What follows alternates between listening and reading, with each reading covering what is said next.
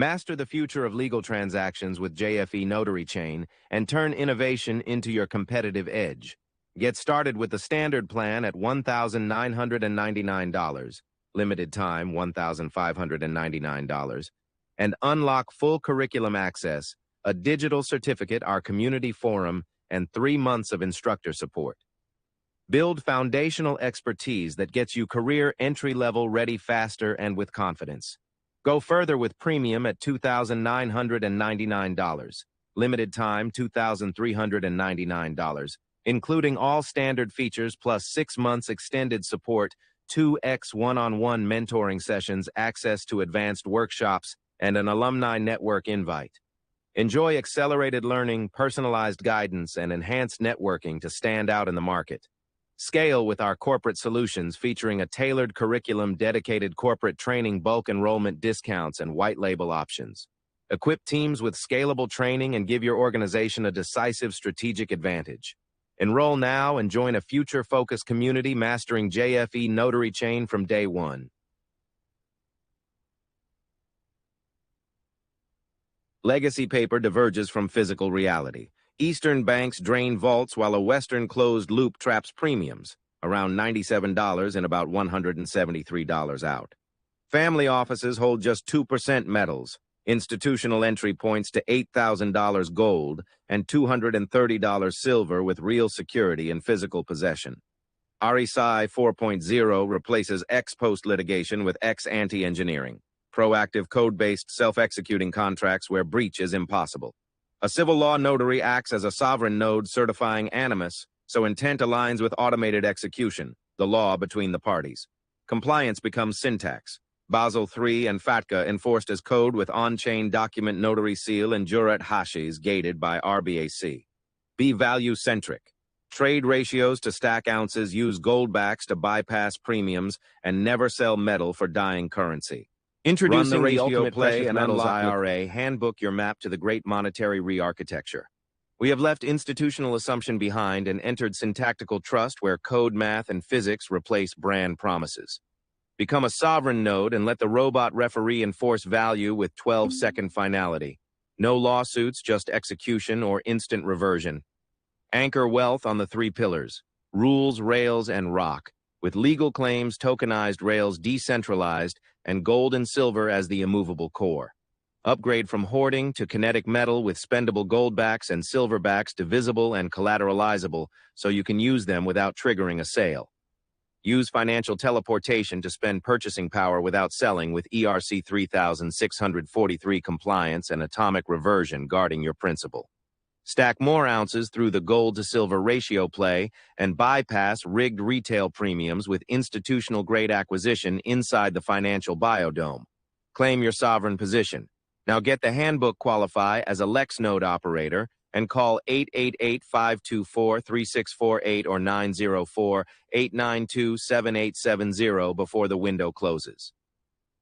Have you ever looked at the unused limit on your credit card and just thought, what if I could turn that into instant capital? Oh, yeah. Like you see that number sitting there. Right. And you look at that number, maybe it's 10 grand, maybe it's 50 grand, and it's just sitting there completely dormant. Just potential energy waiting to be used. Exactly. It's potential energy. And you kind of wonder what it would actually take to put that energy to work to generate a yield.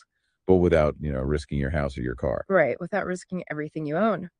So welcome to the deep dive. Today, we're speaking directly to you, the listener who is just honestly exhausted by the financial hype cycle. Yeah, the endless information overload. The crypto buzzwords that basically mean nothing at this point. And all those talking heads selling you empty promises. We get it. You're tired of it. You are looking for a really thorough, completely fluff-free shortcut to understanding the mechanical innovations that are actually rewiring the global financial system behind the scenes. Quietly rewiring it, yeah. So today we are unpacking a protocol that takes that exact idea, turning dormant, unused value into instant working capital, and applies it on a massive institutional scale. We're talking about borrowing millions, generating yield, and doing it all with literally zero traditional counterparty risk. Okay, let's unpack this, because it's a premise that completely upends, the fundamental assumptions of how leverage and liquidity are supposed to work.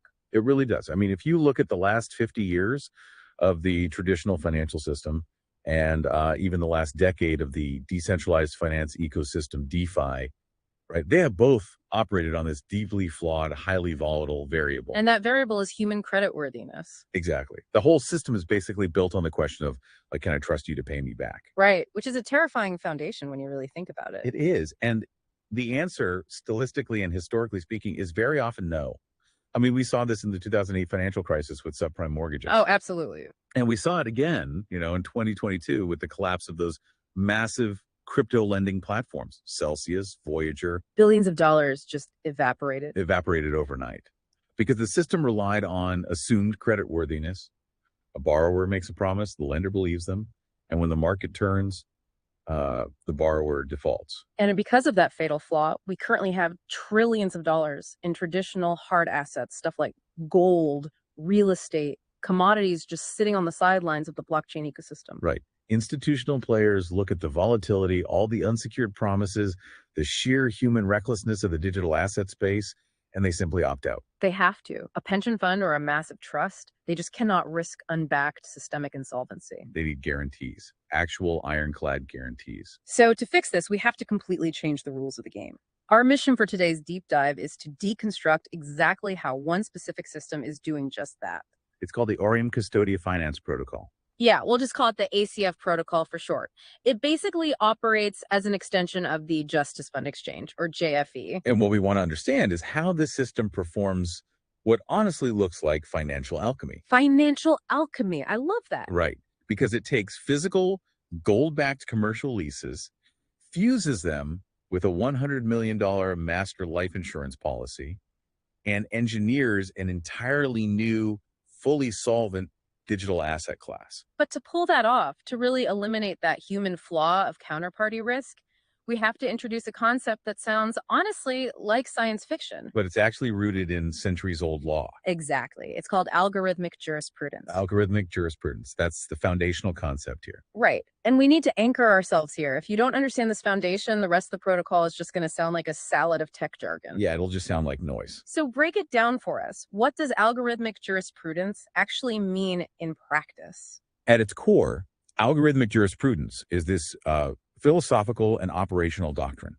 It basically replaces human legal enforcement with code. Okay, replace human law with code. Right. It's the practice of taking traditional paper-based legal processes, stuff like perfection, notice, custody, execution, and encoding them directly into deterministic smart contract logic. And when you say deterministic, you mean? I mean, it operates like a vending machine. It cannot be bribed. It can't be delayed. You can't reason with it. You put the right input in, you get the exact predefined output. Exactly. And it operates strictly within the historical framework of the Uniform Commercial Code, the UCC, and Lex Mercatoria. Lex Mercatoria, that's the law merchant. Yeah, the ancient law merchant that has governed international trade since the Middle Ages. Wow. So if I'm translating that correctly, we are essentially taking the rules of a physical brick and mortar courtroom, like who owns what, who has the right to seize an asset if someone doesn't pay, and we are hard coding those exact legal rules into a blockchain. That is the exact mechanism. And, understanding the historical context of why this is necessary is so crucial for anyone looking at digital investments right now. Why is that? Well, in the current digital asset space, there's this massive trend of tokenizing real world assets, RWAs. Right, tokenizing real estate, art, commodities. Yeah, but standard tokenized RWAs suffer from a fatal evidentiary flaw. When you tokenize an asset the traditional way, you are often just creating a digital promise. Like a digital receipt on your phone. Exactly. But if the underlying startup collapses, or say the guy holding the physical gold just decides to walk away, that digital token is often completely unrecognized by a physical judge in a physical courtroom. Oh, wow. So you end up holding a token that says you own a bar of gold, but you have literally no legal mechanism to actually enforce that ownership. Right. You can't send a sheriff to recover the value. It's just lines of code to the court. We saw that exact thing happen with the bankruptcy courts recently. People really thought they owned their crypto on those lending platforms. Oh, yeah. And the judge just looked at the terms of service and said, no, you are an unsecured creditor. Get in the back of the line. You had a digital promise, but absolutely no physical gavel to back it up. Precisely. And that's what algorithmic jurisprudence fixes. It forces the smart contract code to act as the unassailable executor of pre-agreed legal logic. Okay, I see the vision. You're bridging the gap between the digital promise and the physical courtroom. You're making the code the unassailable executor. But to actually pull this off without a single point of failure, the sources detail this structure called the tripartite convergence. The three pillars. Right. It involves three separate sovereign entities working in orchestration. Let's dig into these pillars. Sure. So the architecture is intentionally decentralized across these three domains to prevent any single point of failure, whether that's a technical exploit, a regulatory crackdown, or just plain human fraud. No single entity can bypass the other two. Exactly. So the first pillar is AFINET. The physical anchor? Yes. AFINET serves as the fiduciary trust. Their sole mandate within this structure is to act as a qualified trustee and the physical custodian of the underlying sound money. Which, in the context of the ACF protocol, means physical goldbacks. Right. They maintain secure bailment, meaning legally protected physical custody of the assets in a fortified vault. They also manage the smart contract trust account, right? Yes, the SCTA, which holds the pooled liquidity reserves. Basically, AFINET deals entirely in the physical reality of the asset. Okay, which brings us to the second pillar, Comply Chain Guard, or CCG. If AFINET is the vault, what exactly is CCG? CCG is the regulatory and compliance gatekeeper. They act as the automated execution layer for the law. So they're running the KYC and AML checks. They do run the mandatory anti-money laundering and know your customer protocols, yes.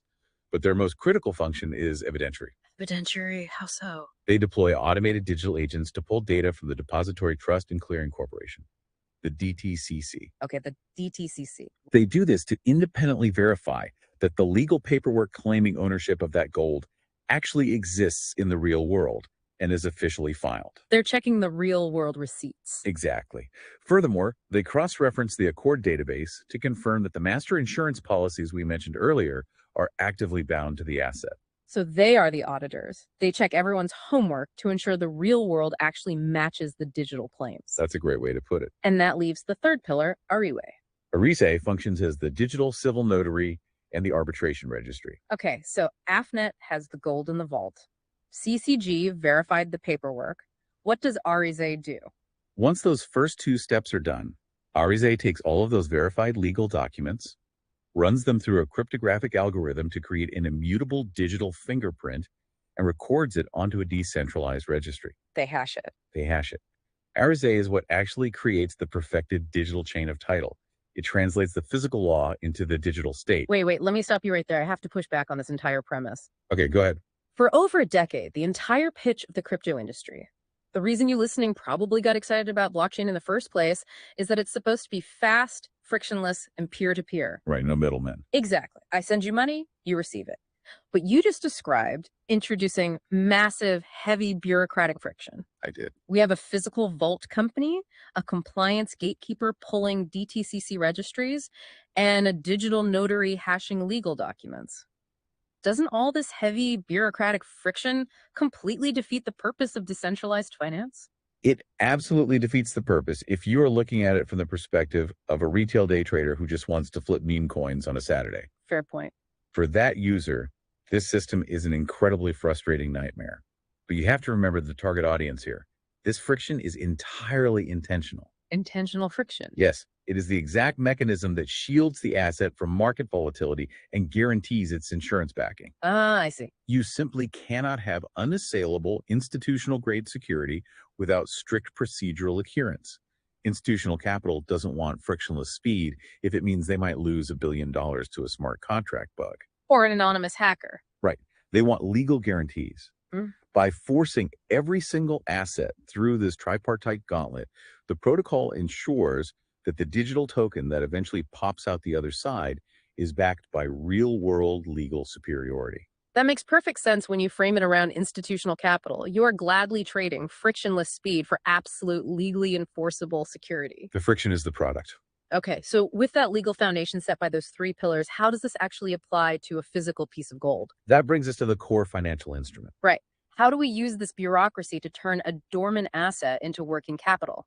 We need to talk about the synthetic leaseback instrument, or the SLBI. The SLBI is the financial primitive driving the whole ACF protocol. What it fundamentally does is explicitly bifurcate or sever the physical ownership of an asset from its pure economic utility.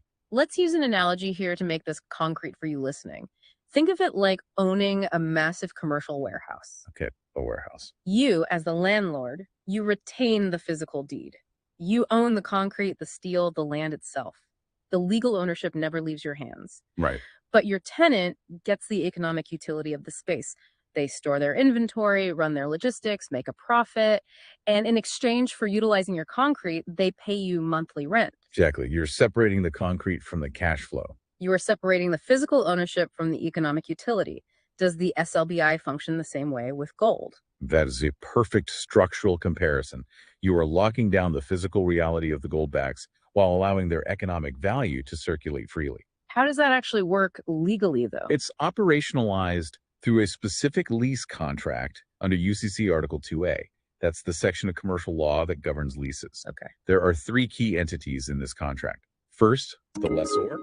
That's the rightful owner of the physical goldbacks, the landlord. Second is the lessee. Right. The lessee is the counterparty paying a lease premium, the yield, in exchange for utilizing the economic weight of that gold. And the third entity. The fiduciary, which is AFNet. They act as the custodian holding the gold in secure bailment, acting as a performance guarantor for the lease. But wait, if I have my gold sitting in an AFNet vault and someone is paying me a premium to use the economic weight of that gold, what happens if the tenant just stops paying rent? That's the million-dollar question. Because in the real world, if my warehouse tenant stops paying, I have to go through months of eviction hearings, I have to hire lawyers, and the building sits empty. What is AFNet actually guaranteeing here? This is where the protocol introduces a staggering credit enhancement.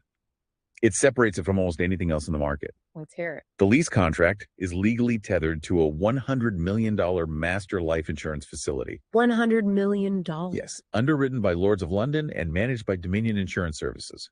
And here is the critical innovation. The SLBI smart contract itself, along with the smart contract trust account, is named as the primary beneficiary of that life insurance policy. Wait, hold on.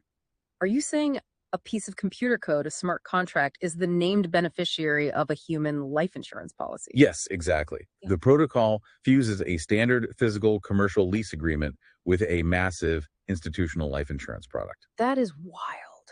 The policy stands as the ultimate guarantor of the investor's principal. It ensures performance even if the lessee completely defaults and walks away. So the human variable, the risk that the tenant won't pay, is entirely replaced by a mathematically guaranteed insurance policy. Exactly.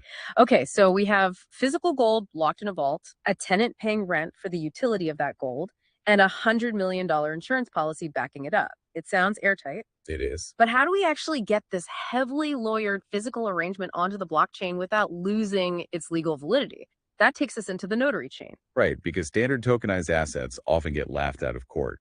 We need a way to prove to the blockchain that the gold is really there and the insurance is really active. How does the notary chain do that? It uses a highly sequential 5-step procedural pipeline.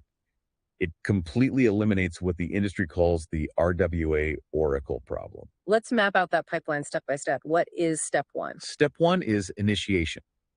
A bonded human fiduciary, called the Lex node operator, physically sequesters the goldbacks into an AFNet vault. They lock up the gold. Right. But physical custody isn't enough. They also file a UCC1 financing statement. Okay, for anyone listening who isn't a corporate lawyer, a UCC1 is basically a public legal billboard. You file it to announce to the world, hey, I have a legally recognized interest in this specific property. Do not touch it. Exactly. It creates immediate, unassailable legal priority. So that's step one. Step two is verification, right? Where CCG comes in. Yes. CCG polls the DTCC registry to verify the exact digital footprint of that UCC1 filing. They make sure the public billboard is actually up. Right. And they interface with the Accord database to bind that master insurance policy to the asset. Okay, so the state recognizes the claim, the insurance is bound. What's step three? Step three is translation. CCG aggregates all this data, the physical receipts, the DTCC data, the cleared KYC into a canonical compliance JSON schema. A JSON schema. Yeah. So for non-coders, is that essentially just a standardized digital briefcase, like a tamper-proof folder that packages all these legal documents so the smart contract can actually read them? That's a highly accurate way to visualize it. It's a machine-readable legal dossier. Perfect. So the briefcase is packed. Step four. Step four is the Notarial Act. ARSI ingests this JSON packet, cryptographically hashes the legal dossier, and immutably records it on the registry. You can't change a single comma without changing that digital fingerprint. Precisely. And finally, step 5 is digital title creation. RSI instantiates a new smart contract, making the digital token the legally perfect representation of the physical asset. So the digital title pops out the other side. What's really fascinating here is how this aligns with established legal bedrock.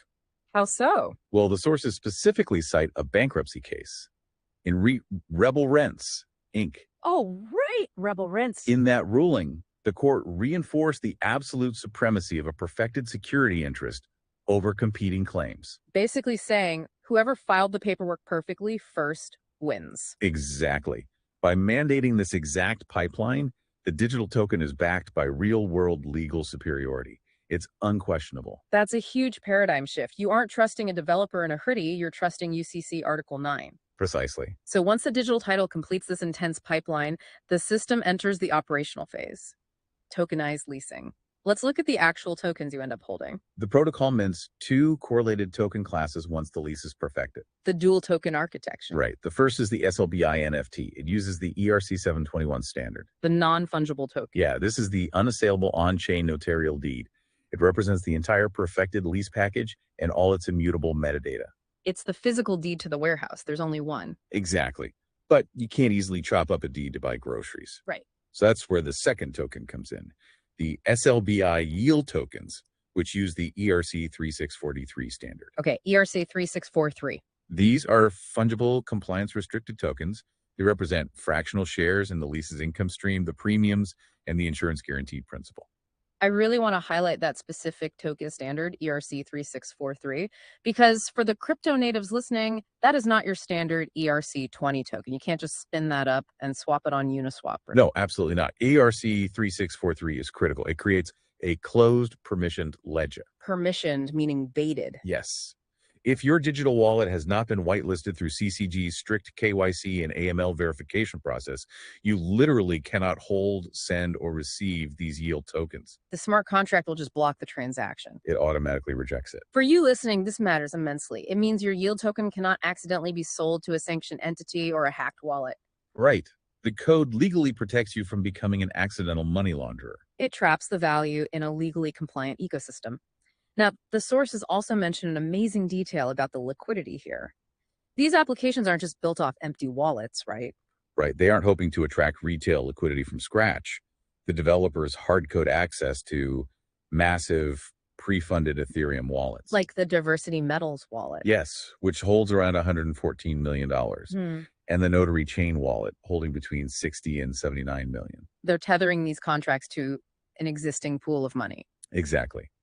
By binding that ERC 3643 standard with secure multi-party computation, developers basically mine a sub-portion of this established liquidity. It scales the throughput while keeping the master wallet safe, enhancing the overall value without depleting the core principle. So we have these highly regulated ERC 3643 tokens representing fractional shares of yield. But wait, how do we ensure we don't mint too many of them? The over-leverage problem. Yeah. How do we prevent developers from printing money out of thin air and crashing the system like we've seen in unbacked DeFi? Here's where it gets really interesting. The math of solvency. Let's get into the math. To prevent systemic insolvency, the ACF protocol enforces a highly conservative mintable value formula. Claimants do not get 100% immediate liquidity. Okay, what's the formula? How much can I mint? The amount of digital liquidity issued is strictly capped at the lesser of 2 variables. The lesser of 2, okay. Variable 1 is the verified insurance cover, so the cash value or death benefit of the policy. And variable 2? Variable 2 is the real-time Goldback net asset value multiplied by a lease coverage ratio. Which is typically around 85%, right? Right, typically 85%. Let me put my frustrated investor hat on for a second. If I bring you $100,000 of pure physical gold, you're telling me I can only get $85,000 in liquid tokens. That is correct. What happens to the remaining 15%? Why would I lock up $15,000 in a vault where I can't earn yield on it? That feels like a terrible deal compared to standard DeFi where I can borrow 99%. It feels restrictive, sure, but that missing 15 to 35% is called the fiduciary haircut. The fiduciary haircut. And it's the most vital component of the protocol. It is permanently separated and held back in the smart contract trust account as a system reserve buffer. It's never tokenized. Never. Think about this for your own investments, listening right now.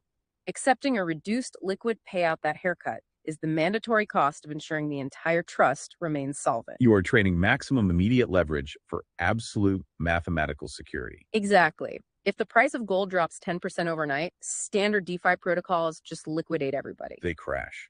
But the ACF protocol absorbs it internally because of that buffer. Now, to even use this formula, to even attach that massive insurance policy, the system requires a specific ignition key, right? Yes, system activation relies on a hard mathematical requirement called the fiduciary trigger. The fiduciary trigger. What is it? It is a minimum aggregate balance of $2,500 in the smart contract trust account. Wait, why $2,500? In a system dealing with institutional clearinghouses, DTCC audits, and a $100 million policy, $2,500 seems like pocket change. It does seem small, but it represents a highly calculated risk attachment point. Okay, what does it do? It serves a dual purpose. First, it functions as the deductible or the attachment point to bind the master life insurance policy to the specific trust asset. Like a car insurance deductible. Exactly.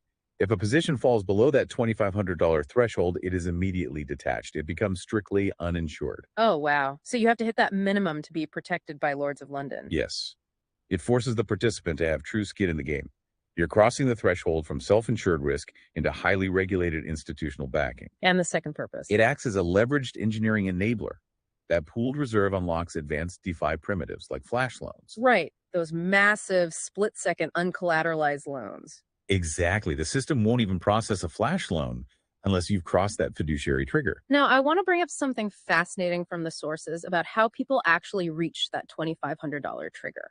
Because the architecture is hyper-institutional, but the onboarding is incredibly grassroots. It is a stark contrast, yeah. The sources outline a local marketing strategy where participants use AI tools like ChatGPT to generate suggestive digital ads. Right.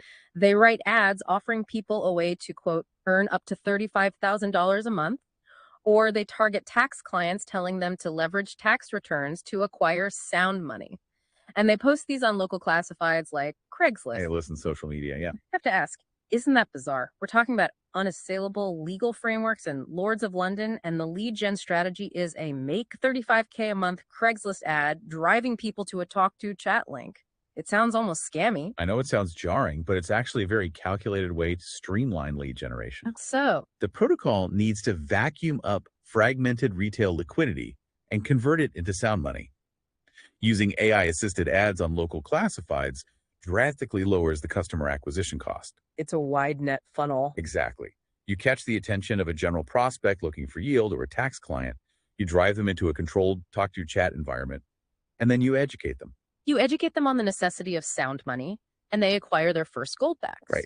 It aggregates that retail capital until it hits the critical mass, that $2,500 fiduciary trigger required for the institutional protection to kick in. Okay, so the Craigslist ad is just the bait to get them in the door, and then the chat environment brings them up to speed. Exactly. So the trigger is pulled, the insurance is attached, the tokens are minted, everything is running. But the critical risk vector in any lease agreement remains. What happens when things go wrong? The default scenario. Right. What happens when the lessee defaults? This is where the protocol eliminates counterparty risk using a strict, hard-coded priority waterfall. A priority waterfall. Think of it like a castle's layered defenses. If an enemy attacks, they have to breach multiple distinct walls before they ever reach the king inside. That's a great analogy. If a lessee stops paying the lease premiums, settlement proceeds are autonomously sourced by the smart contract in a precise 4-tier sequence. Okay, what is tier 1, the outermost wall? Tier 1 is just the primary lease premium income collected from the lessee. But they defaulted, they didn't pay. So the outer wall falls. What's tier 2?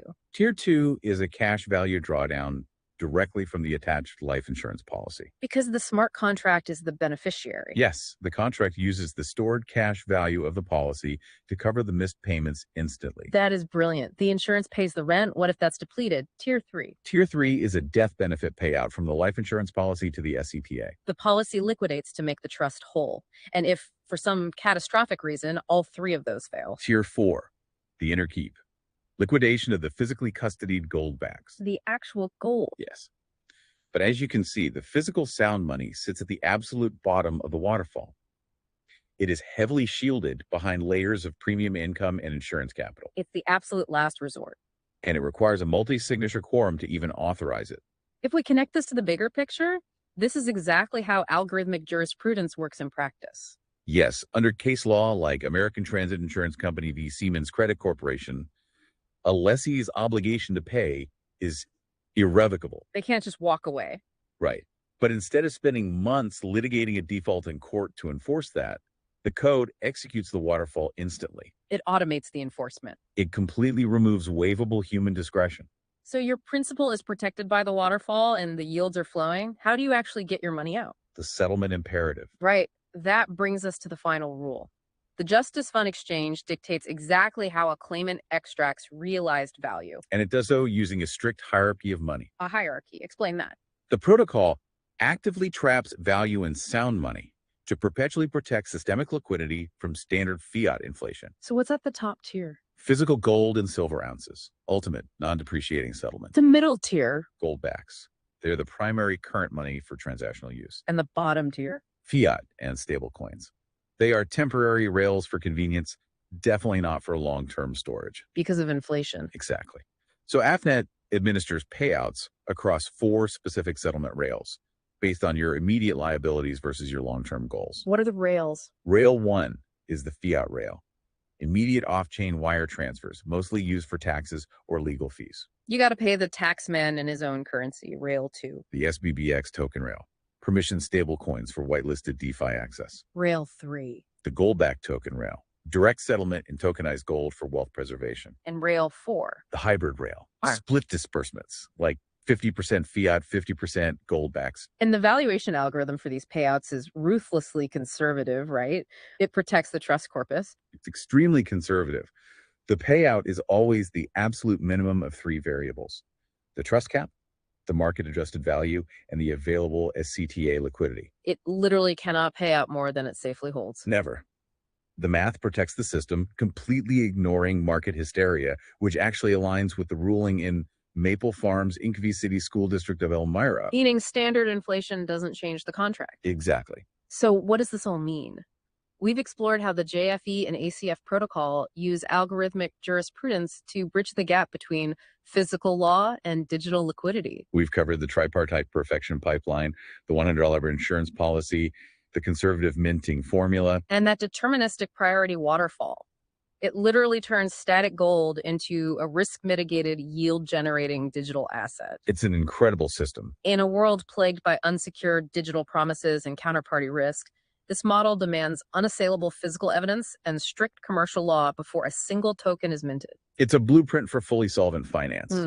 But, it leaves you with a really provocative thought. What's that? We've just discussed encoding the Uniform Commercial Code and Lex Mercatoria into deterministic smart contracts that autonomously execute defaults. Right. If code can reliably enforce centuries of commercial law without waivable human discretion, what happens to the future of the traditional legal industry? Oh, wow. Will the courtrooms of tomorrow be built of brick and mortar or of immutable cryptographic hashes on a decentralized ledger? That is the question. The code literally becomes the courtroom. Thank you for joining this deep dive. Keep exploring the intersection of law, sound money, and technology.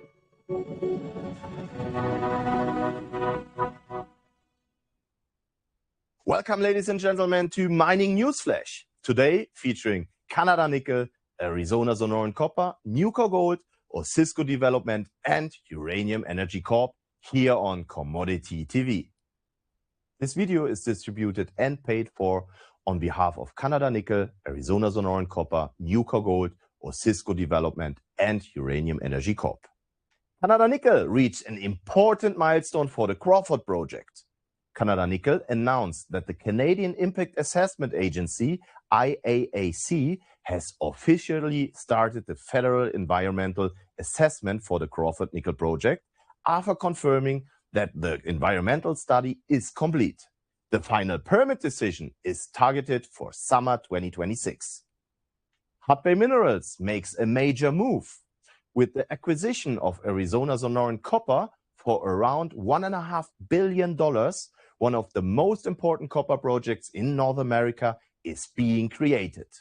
At the center is the Cactus project in Arizona, which will combine with Hudbay's existing Copper World project to form a major production hub. This deal comes at the right time as copper demand is stronger than ever, driven by electric vehicles, AI infrastructure, and the global race for critical metals. Hudbay not only gains full control of a key project, but also strengthens its future US production. In our opinion, all shareholders of Arizona Sonoran Copper should support this deal. This acquisition is more than just a transaction. It's a strategic step in the global competition for future metals, and Hudbay Minerals is now even better positioned. Nucor Gold enters the next growth phase.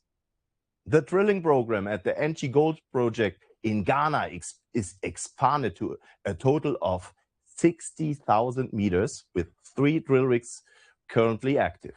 The goal is clear: to discover new gold resources and especially higher grade zones at depth. The project is already showing strong momentum. Gold resources have increased significantly and now exceed 2 million ounces, with further upside potential both at depth and across the whole property. At the same time, the pre-feasibility study is ongoing and expected to be completed by mid-2026. What does this mean? Nucor is accelerating its development and could move from an explorer to a serious gold producer soon. Osisko Development strengthens its cash position. Through the exercise of more than 5.6 million warrants, the company receives around 25 million Canadian dollars in fresh capital. The buyers include fund managed by Appian Capital, which is a strong signal of confidence from institutional investors. This capital supports the key project, the fully permitted Caribou Gold project in Canada. It is the core of Osisko's growth strategy and is expected to move the company into the ranks of mid-tier gold producers in total. In short, fresh capital and strong partners, Osisko is positioning itself for the next step toward gold production. Last but not least, Uranium Energy Corp sends a strong signal to the market. With more than $800 million in liquid assets and zero debt, the company is financially stronger than the most of its peers.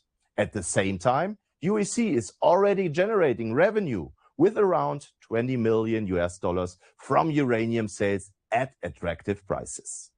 Operationally, the company is also making progress. New production capacities in the United States are completed.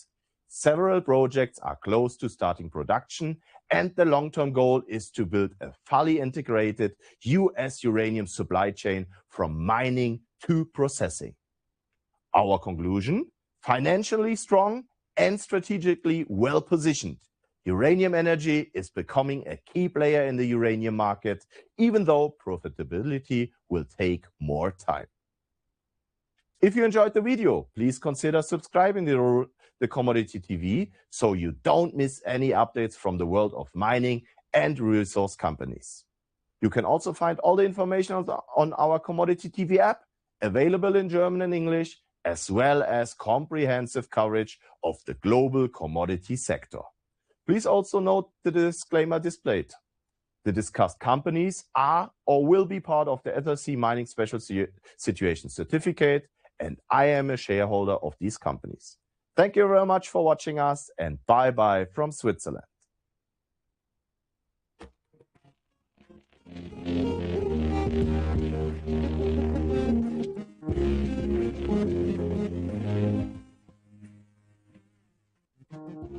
Welcome into This Week in Bitcoin, episode 97. My name is Chris LAS.com, JupiterBroadcasting.com.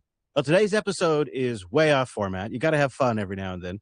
I think this is really the episode 100 party. So that way episode 100 is all about business, you know, like the show's supposed to be. And this is where we have the fun. So today we're going to talk about node management in 2026. And to do that, I have a couple of my unplugged buddies with me. Hello, Wes. Hello. Hello, Brent. Hello there. Hello, you two. So all three of us are node operators. Wes, you probably have some of the most experience just because you play around with it for hours. And then I have probably the most amount of nodes. Yeah, definitely. And then Brent, you probably have some of the most early experience. You have Round a Node. You also have AlbiHub. So you're kind of in that kind of maybe where some of the audience is at. It's a nice way of saying the least experience. We're trying to represent like the full spectrum on this episode. Yeah, you guys kind of got into it early over in office hours when my node was just a twinkle in my eye. I remember that fateful day. The early days of Umbral. In fact, that was one of our tasks that we'll talk about later. Is we had to rescue an old Umbral node. And I think we should start by acknowledging there's a lot of ways to run a node. Of course, you can run a Bitcoin node just about on any machine that has enough hard drive space. But these days, you might also want to run a Lightning setup on top of that. And so this segment's going to assume you already have a node of some kind. Maybe it's AlbiHub, LND, Core Lightning. And then some of the deeper stuff we're going to get into down the road might require you have AlbiHub set up in a certain way if you're going to use AlbiHub, but most of it should be applicable to just about everybody. And the thing is there's a lot that is new in 2026 when it comes to managing a Bitcoin node. A lot has changed in the last few months. A lot of it is API driven. A lot of it is more programmable. And a whole lot of things are very agent friendly now. And that is one of the big shifts in 2026.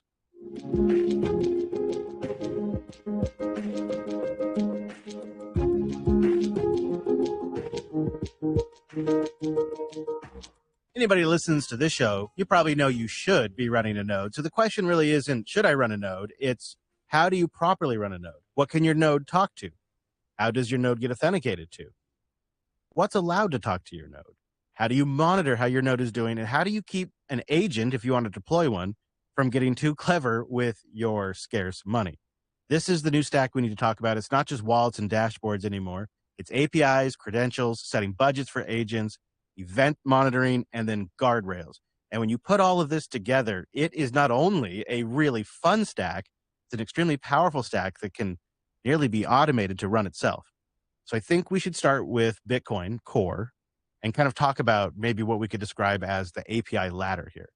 So you still need Bitcoin Core. It's the foundation of running your node, and it's the boring and it's the right answer. It's there. It's because it offers a couple of primitives that some of the tools will rely on, like a JSON RPC for control. Yeah, indeed. You'll see that on a lot of tools actually around here. It does look like you can find some supporting programs, like talking via that JSON RPC. You'll find like a Bitcoin Prometheus exporter, which we can get more into later. So a lot of things we'll talk through that. There's also a common pattern with JSON RPC because you're doing RPC like remote procedure call, right? So you're kind of sending commands over the network, and it happens to be sent with JSON instead of something like XML in the old days. And so a common pattern you'll see is sort of like implementing some kind of proxy or manager that can implement even more trust on top, depending on what the actual daemon underneath implements. So you can maybe filter like commands that can do changes on your node versus read-only reporting commands. And so when you get Bitcoin D going and you've got the JSON RPC, you're gonna get a source of truth for what's the chain sync at, what's the mempool state, what's your wallet state, and what's your disk usage, what's the index health, all of these things, notification hooks, things like that. Yeah, the other part is, it kind of just provides the base info layer if you're going to build other things on top, especially if you're going to have a Lightning node on top, which needs to get all of that underlying chain data. Right. So then the next thing is the Lightning node. And this really gives you, well, what some people would describe as the machine interface story. But it's another way of saying when you get a Lightning node, there's a lot of tools available for agent integration. Well, right. So, I mean, a lot of that has to do with just Lightning versus like base layer on chain Bitcoin, right? Like there's a lot of programmability and ways you can interface with the chain, but that's the kind of primary thing you pay attention to is like, what new blocks got mined, what got added onto, what transactions did that come with. And Lightning is a whole other beast of a layer 2 on top. And kind of by its nature, it has new and different things to pay attention to, including invoices and liquidity and channels. And it comes with a lot of state that isn't on a blockchain, or at least is sort of, not yet on the blockchain or only accounted for at sort of larger, less granular levels. And then you're going to need extra observability on top. And LND, and you can do it also with Core Lightning, they have something called a gRPC. What's a gRPC, Wes? Yeah, so this is another format for doing remote procedure calls. And this is one that kind of developed out its protobuf at the base. It came out of a lot of stuff that Google had been doing for their own sort of internal calls. You'll also see a lot of REST APIs. You'll see things called macaroons, which are essentially just tokens you need security, private key type credentials that allow you to authenticate to your node. And scope. So you can have macaroons that are scoped to certain permissions only, like read-only permissions or only certain things on that node. Yeah, and that comes down to the individual daemon. Like this is one area where if you run a core Lightning node, by default, they don't have that kind of granularity built into their macaroon setup, but on LND, you get that out of the box and you can bake your own macaroons with custom access controls if you want. So that's where core Lightning has the JSON RPC interface. And so what's done kind of more over there in that community is often like a proxy or some kind of control that only allows certain RPC commands to go through.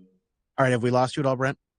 Well, it seems to me like the distinction I can find here is that Bitcoin is like the super stable base that doesn't change very often. And then with Lightning on top, there's a bunch of playing around going on there and just a lot of flexibility as well. Did I get any of that right? You got it. And then they're both giving you a set of different APIs or remote procedure calls that you can use. And the reason why we're harping on this and kind of establishing this base is because this is what you're going to build on top of to manage your node going forward. And it makes sense to kind of get an idea of what that API surface is, because like some of them are, closing or opening channels, which commits your real on-chain Bitcoin to things. And some of them are just like getting some info in a JSON format that you can use to update a dashboard. And those are totally different implications. And if you have like LND right now, it's built in. And if you have Bitcoin D, it's built in. This RPC is already available. It might not be exposed to the network, but it's available.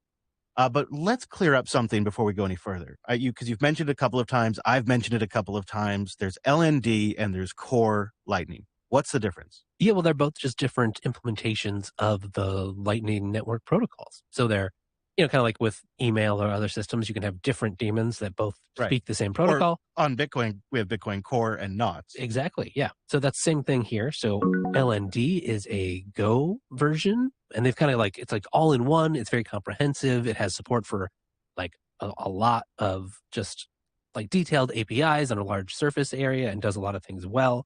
Core Lightning, the core part is kind of the key. It's like really meant to just do the really like tight, minimal essentials of what you need, the really hard parts of like the actual network protocol, and doing that safely and securely. And you extend it with modules. Yeah. And so it has like a plugin system that you can just run any binary. It talks like standard IO kind of style. And so you can extend it with these plugins. And that's actually where like how KeySend is implemented. And even internally, a lot of the features that you get out of the box are actually just modules or plugins of some kind of extensibility feature outside of the true core. So that enables some things to happen earlier, like they had Bolt 12 support pretty early on, that kind of stuff. So a lot of experimental things can get developed. Right, it's easier to add. Yes, but it can be a little more do-it-yourself or less out of the box for a node operator standpoint. Yeah, I will say, I think a lot of community how-tos and scripts and services kind of expect you to have LND. Oh, yeah. Compatibility is also not as good. For instance, like AlbiHub is not nearly as easy to get going on top of a core Lightning node as it is with an LND node. Let's talk about AlbiHub because that's one more wrinkle, and then I think we've got the groundwork laid here. AlbiHub is software that you can install that includes its own Lightning node, or you can run it on top of your existing Lightning node, or, there is the AlbiHub Cloud product. That's the least flexible, but probably the most appliance-like is AlbiHub Cloud. And then the next would be the entire AlbiHub package that includes its own Lightning configuration and daemon. Yeah, it uses a thing called the Lightning Development Kit, or LDK, which it's saying contains a bunch of the base primitives, and then AlbiHub wraps that so it can be its own node using that library built in, or it can talk to a bunch of different node backends, including LND, or it can even talk to another node sort of backend with Nostr Wallet Connect. And some of the fun stuff we're going to get into later does kind of require that you're on LND or Core Lightning and not using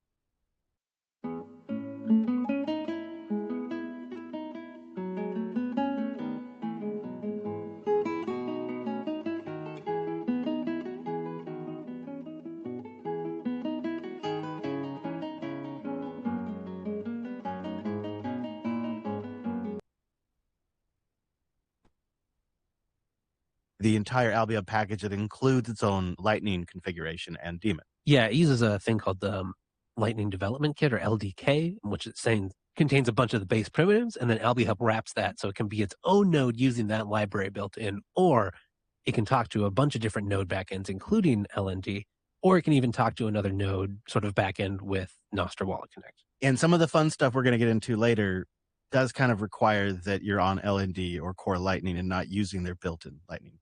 Some of it. Let's talk about what you're saying. Self-hosting's more fun? What are you talking about? Well, you even depending on no matter what version of AlbiHub, if you have AlbiHub, you are already kind of set up with Nostr Wallet Connect, and that's very powerful just on its own. It's a standard way for apps and services to talk to Lightning Wallet, to your Lightning Wallet, over Nostr, and it's pretty simple. You're seeing more and more adoption in different applications. Fountain recently shipped it, so you can use Fountain's built-in wallet, or you can connect it to your AlbiHub wallet using Nostr Wallet Connect. And a lot of the apps that ship today give you permissions to make a payment, receive a payment, and they let you set strict budgets and have scoped permissions as part of the Nostr Wallet Connect protocol, or I guess spec. Yeah, and the basic idea, right, is it provides a way for you to encrypt and then can send encrypted commands and get results back over Nostr relays to talk to your node. So you can have an app or an interface of some kind on whatever machine you're on, and your node somewhere else, and instead of having to make a direct connection or do a direct API call, you let the Nostr network take care of it. And really, honestly, that might be all you need, because there are command line interfaces and MCPs that Albi makes available, and an agent can interact with that. And if you just want to do basic payments and check balances and set budgets, you might be set with just AlbiHub and Nostr Wallet Connect and a CLI. Yeah, so you get info, get balance, make invoice, pay invoice, multi-pay invoice, pay key send, lookup invoice, and list transactions, at least in the base sort of Nostr Wallet Connect API surface. That's where maybe if you want to do fancier stuff in terms of like complicated node management and liquidity management and rebalancing, that won't be sufficient. But for a lot of the day-to-day stuff, maybe even a lot of automations or agent stuff, that's a pretty decent interface. So what we've got here, you've got Bitcoin Core, then you've got Lightning with a couple of different implementation options, including AlbiHub in there. And then you've got the APIs that these different services provide that have always been there, but perhaps you've never really been using them. And now there's tooling that makes them extremely powerful and makes things that maybe were too complicated or took too much time to set up very straightforward. So that's the foundation you need to understand. And now, here's how you can start to take advantage of them.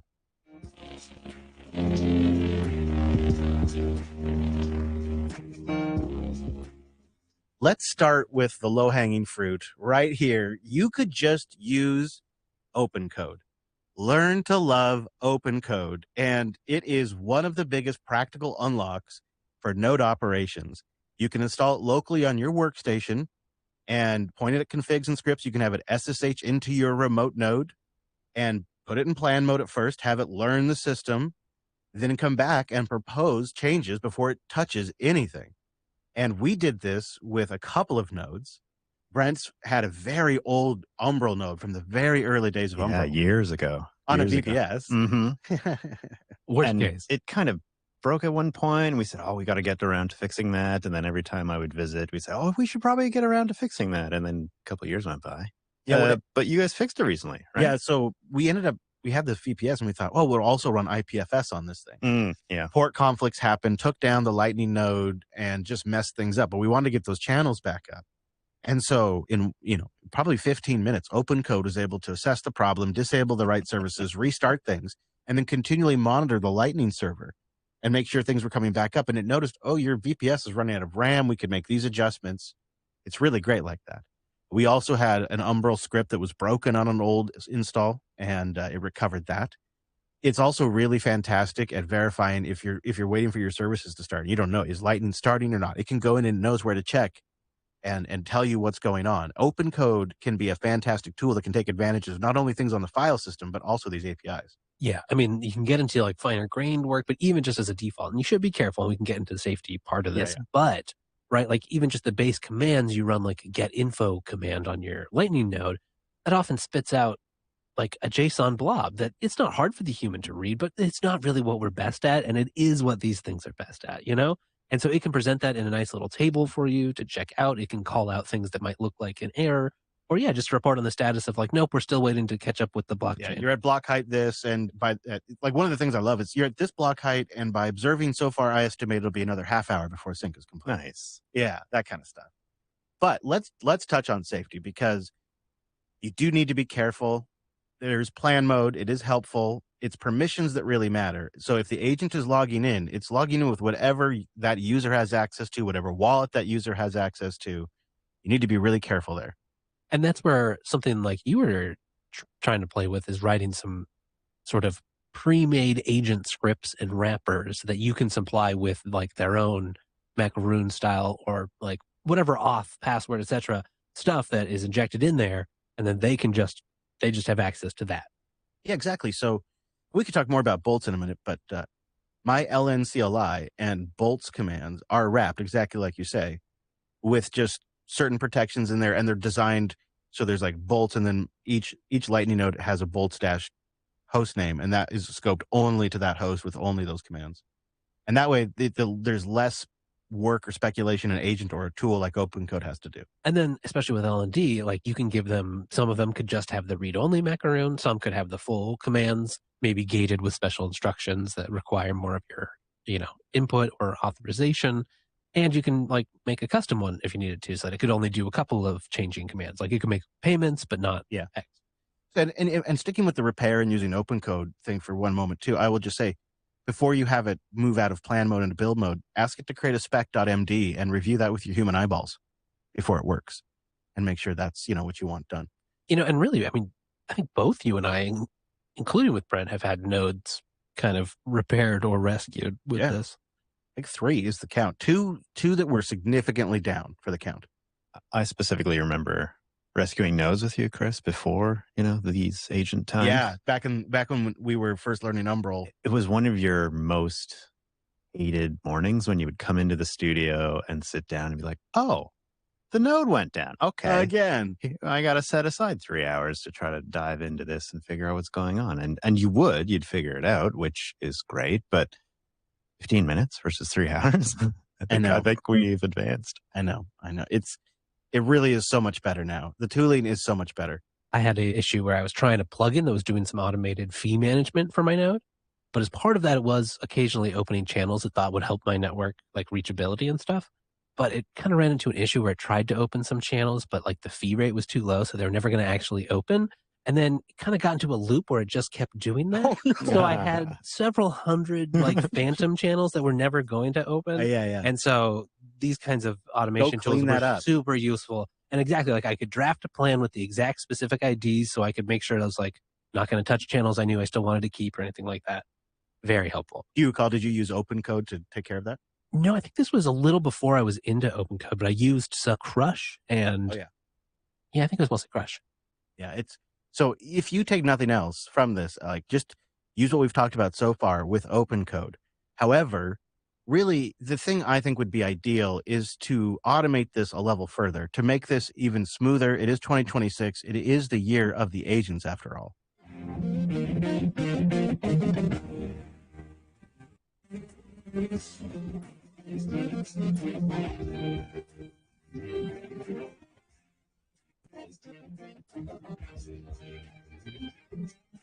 Now, I suppose we'll really be talking in the context of OpenClaw, but this would really work with just about any kind of agent, from the Claudes to the whatevers.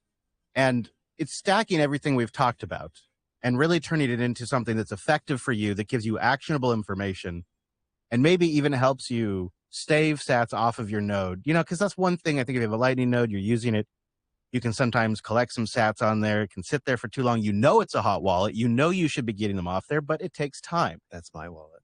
Yeah, mine too. So that's something I wanted to fix. This is really an intervention episode. Right. Yeah. I feel called out. Yeah. So there's 2 areas really that I wanted to address, and that was, I guess, 3. I wanted to be able to check the balance of my node from my agent. I wanted to be able to send a quick payment, and I wanted to be able to swap or sweep sats that are sitting on my node in my hot wallet to a liquid wallet, because that's sort of my intermediary step before I go to cold storage. And a lot of this is relying on these APIs we just talked about. And then one more quintessential killer piece of software that we all love. We've talked about it before, bolts. But not in the way you're used to using it. So before we go any further, quick explainer of what bolts is. Bolts is a non-custodial swap service that lets you move between a Bitcoin layer to like a Lightning or Liquid layer, or in between any of those, without having to give up your custody. It's a clean way to move sats between Lightning or on-chain or Liquid when maybe your node needs a little rebalancing. So you can use it in the context of your node too. Yeah. For us, it's often an issue, kind of depending on how you run your node. Like if you're a merchant, it's going to be one issue.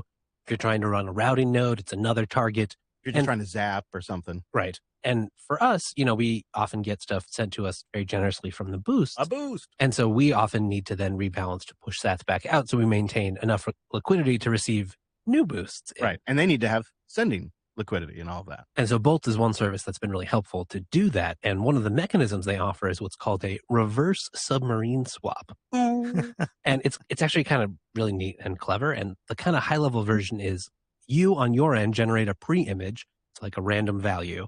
And then you hash that and you send that to Bolt. And then it creates the swap sort of based around that. So it's first able to make a special kind of Lightning invoice called a hold invoice, which when you pay it, it doesn't actually like fully lock your sats, kind of in an intermediate HTLC state, because it's waiting for like the actual reveal of the pre-image before it does anything. So you kind of like stash your sats there, but in a way that you can recover them. And then once Bolt sees you've done that first step, it'll make a corresponding sort of staged contract on whatever base chain you're using. So it could be on chain, or in our case, usually Liquid. But that's also waiting for a pre-image. And so the way it works is once that's done and you see that that is locked up temporarily, then you can finally reveal the pre-image, which lets you claim the Liquid. The Liquid sent to whatever wallet ID you put in at the start. And then because you had to reveal on the Liquid chain the pre-image to get it back for yourself, that lets Bolts then claim that Lightning transaction, and then they get paid out. And so at no time are you at risk of like actually losing the custody, but at the end you get to execute this whole smart contract sort of transaction cross-chain stuff that will ultimately do the swap for you. And it's super powerful because not only can you use it to say take hot sats off of a hot wallet, but you could use it maybe to balance liquidity in a channel. You can have a Liquid wallet running on the node, because Bolt offers for nodes Bolt D and Bolt CLI. And this is something you install. Some packages for Umbral and Start9 include bolts with them, but it's a command line tool you can install on your workstation, and it's a command line tool you can install on your server, as well as a daemon that will run, and it talks to Lightning, and it also creates its own API. Yeah, exactly. So Bolt's D runs, it talks to your Lightning server, and it supports both LND and Core Lightning. Bolts actually run both of those on their network, which is pretty great. And then on top, so Bolt's D has its own API you can call from your own tools to interact with it, or it comes with the Bolt client CLI tool, which will just do that for you. Yeah. Which is pretty handy. And then what's nice about Bolt's D is like that little, like, state machine we just walked through. It's kind of a lot. Like if you go look, you can do it. They provide SDKs if you want to do it programmatically in your own client. But like there's some crypto stuff to get right, and like make sure you do the right order and account for possible failures. So Bolt's D kind of wraps that into a more manageable interface. And this is really where it gets great in 2026, because Lightning's no longer this thing that you have to have in a particular app or in a web page. Your agent can now inspect your node. It can pay for an invoice. It can swap liquidity around. It can sweep sats to your Lightning wallet. And the killer combo here is Bolt D and Bolt CLI with a skill that your agent follows to interact with it appropriately. And it works. So today I have moved about 250,000 sats from my primary node to my Liquid wallet just through Telegram by prompting my agent. That's so great. And so the idea here is you like sort of pre-put in, here's like the address I want you to send it to, which is a Liquid wallet you control. So when I saw it, I made it really simple. So I say sweep 50,000 sats to Liquid. And if I don't supply a wallet, it comes back and it asks me for the wallet address. And then when I give it the wallet address, it gives me all, well, before it asks for the wallet address, when I just say sweep 50,000 sats to Liquid, it comes back with a fee estimate. Here's what it's going to cost. Here's the Bolt fee. Here's all of that. So you'll get exactly this amount in your Liquid wallet. If you're ready, send me the address and say yes or whatever. And so I give it the address, and then it does it all in the back end. Follows the skill that I created, which I will publish in the show notes. And then it does the swap. So the skill is about 80, well, probably about 60, 70% complete. But if people would like to take it and work with it, so far I've managed to make sure I can inspect the channels. I can get my entire node balance on chain and Lightning, and I can do the sats to liquid sweep, and it all works fantastically. And there's other things obviously I want to do inevitably with that, but that's a pretty good start. If you just want to be able to check on your node through an agent, and I'm using OpenClaw, but it would work with open code, it would work with Claude any agent.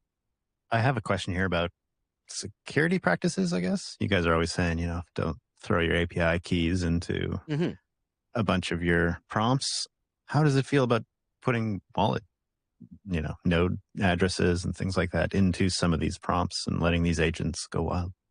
Yeah, I mean, you should definitely think about what you're going to put on there, what you're going to let it access and control, and what provider you're sending it to. Yeah, there's that. And I suppose if you're really paranoid about this, Venice AI offers a lot of good solutions. And so does Paper Query. Oh, yeah. That also offers some privacy there. The only thing that's really getting exposed in this process is the public Liquid Receive wallet address. Otherwise, all of the credentials, all of that stuff's not in what I'm prompting to my agent in this case. Yeah. Now there would be more when you get a channel status or whatever, but a lot of that ends up being scraped and sort of revealed on the network. So discovery tools. Yeah, it'll give me channel ID information in the prompt, but that you could just get off of Amboss. So it's not that bad. And that is also being able to just see the status of my channels, where they're at, where if it's on the sender receive side, extremely useful. And then if you have multiple nodes you're managing like I do, it really is a force multiplier. And then you combine that with the capability of bolts, and there's also LNCLI, which I've also wrapped. It really is a powerful agent combination. There's also, actually, we were talking about Albi, but separately, they just make a lot of great tools along with Albi Hub itself. Yeah. And so they have made a pair of tools, a CLI and an MCP server, for basically being able to talk Nostr Wallet Connect to a node. So if you don't want to sort of do a direct wrapper, but you do want your agent to be able to use Nostr Wallet Connect, you can use the Albi Nostr Wallet Connect CLI, for instance, as an easy way for the agent to be able to do that, but without you having to do a lot of the plumbing. Yeah, that is really, we should we'll put links in the show notes because they do have some really good stuff. So the real unlock though for me this week was the sweep to my Liquid wallet. Just something that I can, something that's not a huge deal, but it is so nice to just have it done. Well, it kind of changes the task, right? Before felt like a serious task you wanted to do seriously. Yeah, sit down and think about it. Yeah. So it'd be let me go to the node. I will assess the state of the channels and liquidity, come up with my own plan to then go try to pull some sats off of here. And now you can have a whole other pair of eyes who can pull fresh info from the node and help you do it and second guess what you're doing. And in some ways, having it done programmatically where you're, the addresses of the wallet you want to go to are soft coded in this case, but better than the human who hasn't slept, for 4 nights or whatever. So in some ways, it might be more reliable than you doing it manually. Well, especially because the flow I've done often, right, is especially it's between my phone and the computer, and I'm copying exact IDs that need to be exact to get the money to send to the right place, right? So it's not really the kind of thing you want to screw up. And you know what I can do now too? One of the times I tried to sweep to Liquid, it didn't work because I didn't have enough outbound liquidity. And now I can say, why did that fail? And the agent figures out, well, this channel didn't, but you might be able to send it out this channel if you pin it. And it comes back with recommendations and actionable suggestions on how to actually get that payment out. So I can actually say, so why did the payment fail? And actually get information without having to dig through logs and all of that. It's great.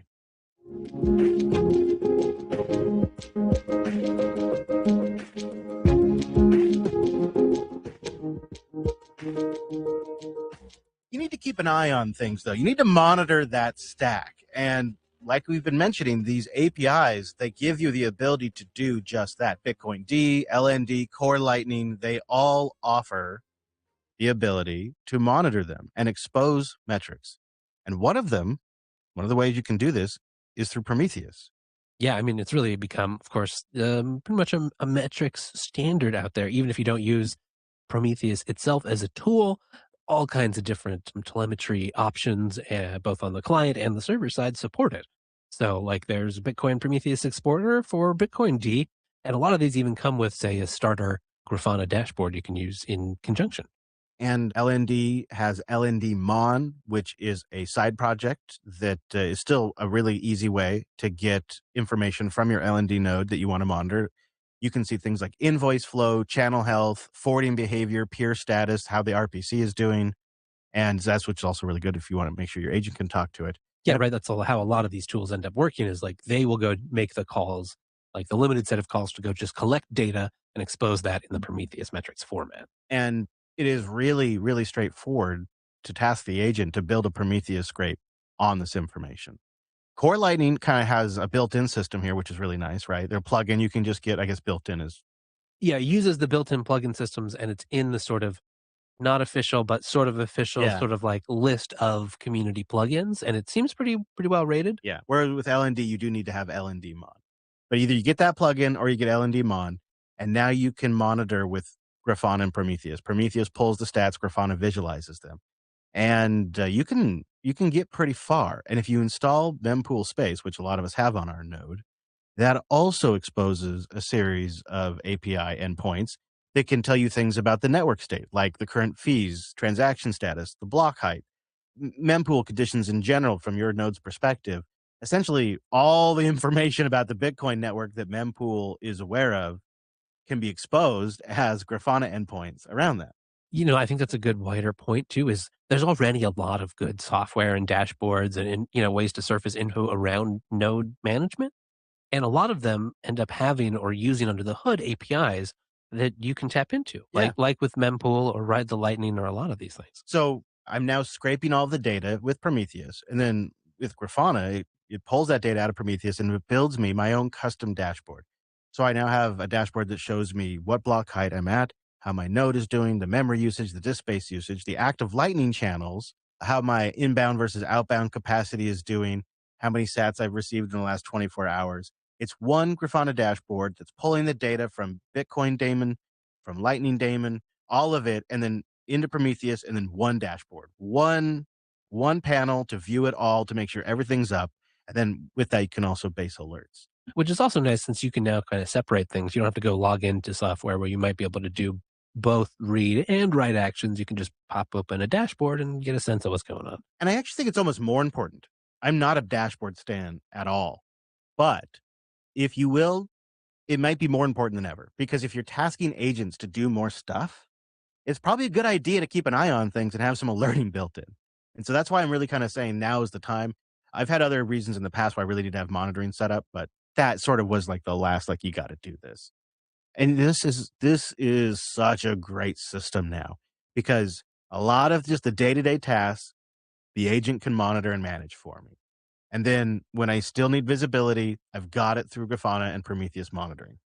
I just have to say this because it's who I am now, but for some of our nodes, we've been using Nix Bitcoin. Yeah. And that really makes a lot of the stuff really easy to integrate as well. Yeah. Well, and the agents can just sort of spin it up in a declarative way for you.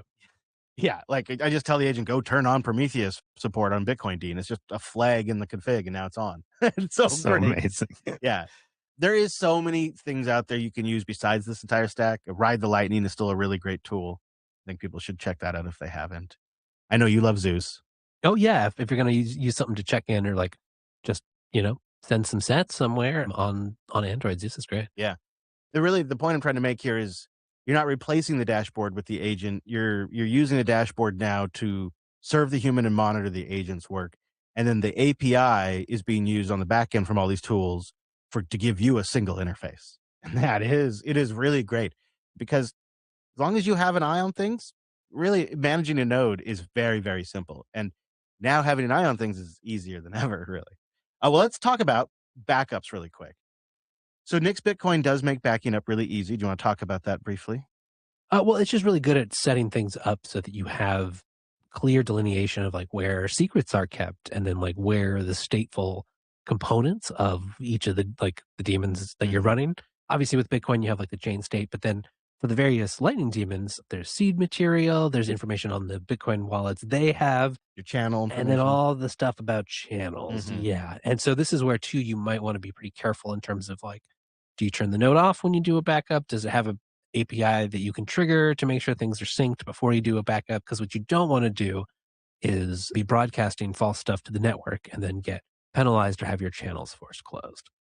Yeah. And so that's where you also don't ever really want to just like blindly restore from a backup, and do investigate ways to, like, newer channel mechanisms exist that allow for better mechanisms of being able to restore a channel without having to take the risk of sort of doing a whole backup when there might have been advanced state that you weren't privy to. I think maybe a takeaway for somebody too that's building a new node today, even if you're not in on the agent stuff, it's go minimal and clean. Build a clean node. Focus on surfacing APIs securely with scoped credentials. Payments can be something that are programmable now. You need to think about event-driven automation for certain things. Monitor everything that you can, and then keep backups and make sure those backups are outside any kind of blast radius of an agent or anything like that. This is also where, like, using some more stuff, like you can go all the way to the base layer, but if you do choose to use something like LB Hub, you get some of the nice features, right? Like you get LNURL support out of the box, which can be a nice way for agents to receive payments. And there's also various ways to build this on top of the base nodes, but you can have like sub wallet support. So you can Yes. maybe give a dedicated wallet to your agent. I if you have don't done wanna- that. Yeah. So one of my agents, I have a dedicated Albi Hub sub wallet, and it uses Nostr Wallet Connect. He's got a very limited balance with a budget he can spend, and it works great. He's got all the stuff he needs to connect to it, and Nostr Wallet Connect is so easy for them to understand. And that's where, right, it's like, as is often sort of the boring case of security, if you can just restrict the ability of things and have defense in depth in multiple ways. So, even if it does go crazy into a loop spending stuff, if it only ever had a balance of X, that's all it can ever really damage. Yeah. Yep. Do you tip your agents or give them an allowance or something like that? Maybe. What I was setting up was a complete workflow so that if the credit balance ever got too low and I wasn't around, they could auto top off Like a buffer? Yeah, their own credits using. You can make them pay you when they waste the token. I should. That's a good idea. So I think, what's been really freaking great is this stuff is ready to go in the era of agents. Like, there's a lot of things that are not really agent ready that we're gonna have to drag along and make work and build front ends to and all of that. But all of this is pretty much good to go. And so it's Bitcoin is programmable money, right? Yeah. Like it's here already. I mean, they've got APIs. Where there's not APIs, Albi's making MCPs. It's like it's really ready today for the agent workflow. And a lot of them are being very careful. A lot of the off the shelf stuff is mostly read-only or manages scoped payments and stuff like that. But I think the real power is in the Bolt D and Bolt CLI and getting your agent with the skill that will link to be able to manage liquidity a little bit, tell you about the channels on your node, send payments, sweep to liquid. That stuff is massive, and it's just the beginning. And that skill could use some improvement. It's not been fully tested. Just the workflows I've talked about have. And I'll post that. And if you've got a wild hair and you want to test against it and smoke test it and improve it, please submit the changes back up. I'll put it up on GitHub. But I have a question, gentlemen. Out there in the wild, listener, what would you like to do next with your node? Assuming you've noded up, are you planning to do anything, or are you just leaving it and letting it tick-tock next block? So boost in and tell us what you're planning to do with your node next.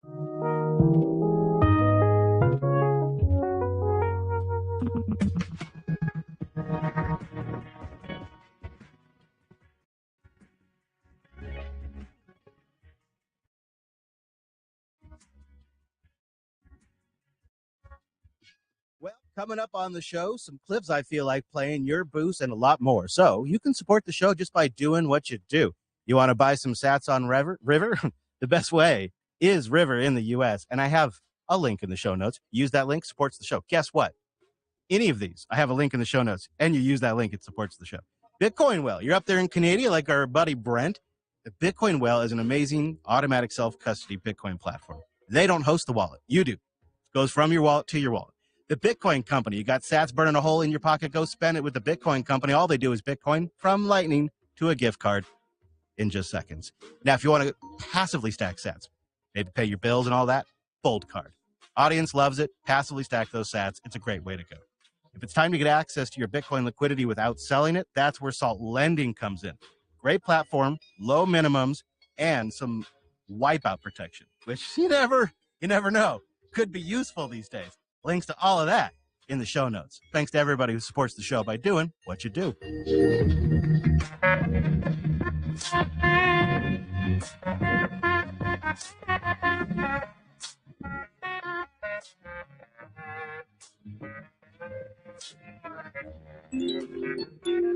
Well, guess what? It is time for a few boosts. And now it is time for Le Boost. Get ready for this one, boys. Derivation Dingus comes in as our baller booster this week, breaking, I think, our total for last week in one single boost with 190,000 sats. Wow.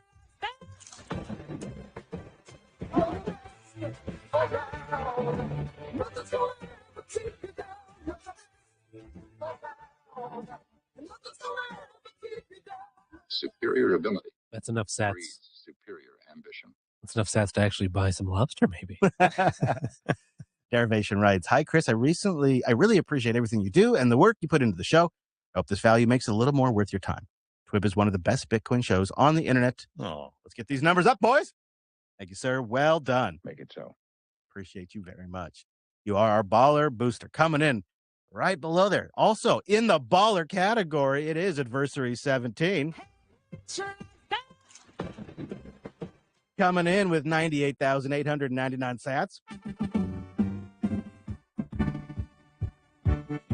This was a great episode. I know you're going to try changing the format. I'm excited to see how that goes. I just wanted to give you some signal on the current format as I get a lot of value in each episode. So when you choose what to cut, please don't cut the state of the network section. I like hearing that each week. Oh, it's not a format change. I just wanted to have some fun for 1 week. Yeah, everybody, I should have said that maybe earlier in the show.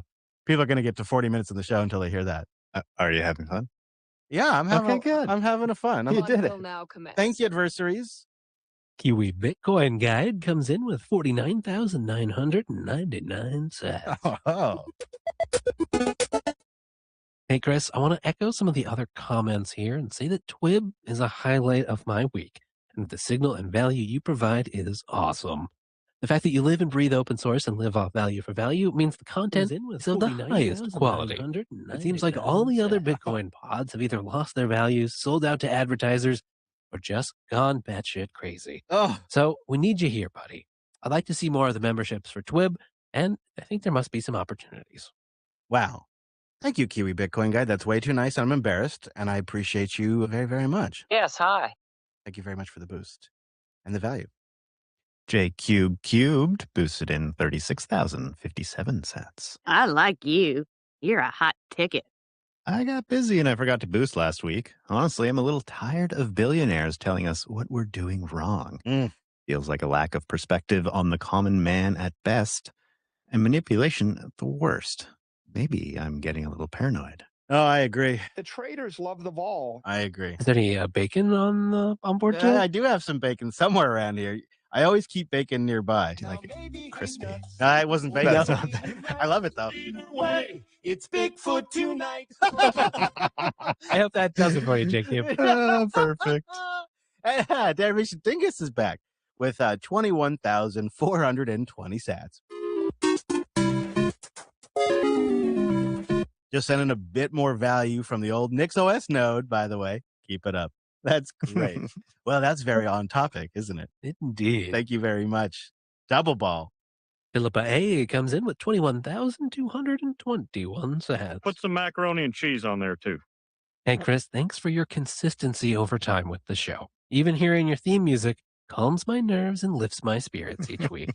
I totally understand you need to shake things up a bit and give yourself a boost. Woo!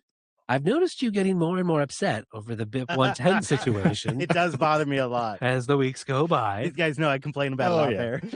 And not your usual calm self. Change is as good as a rest. Really looking forward to going to Cheat Code Bedford next week and seeing Lynn Alden et al. Do their thing. And then there's something that got cut off. Yeah. I would love to hear how that goes. I'd love to meet Lynn. Lynn is a rock star. Thank you very much, Philippa. Appreciate that. Bitcoin is my 401k boosted 21,000 sats. Oh my God, this drawer is filled with Fruit Loops. Here's 21,000 sats to help keep my favorite Bitcoin podcast afloat. Thank you, Chris. Thank you. Bitcoin is my 401k. I love that. That's great. I always love it every time. And it's true. It's true. Mac Jollers comes in with 21,000 sats. 21 gigawatts!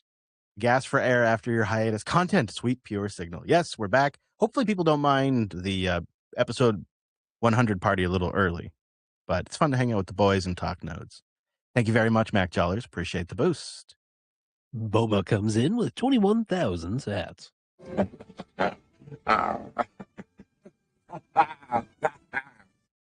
Dig me some drum and bass.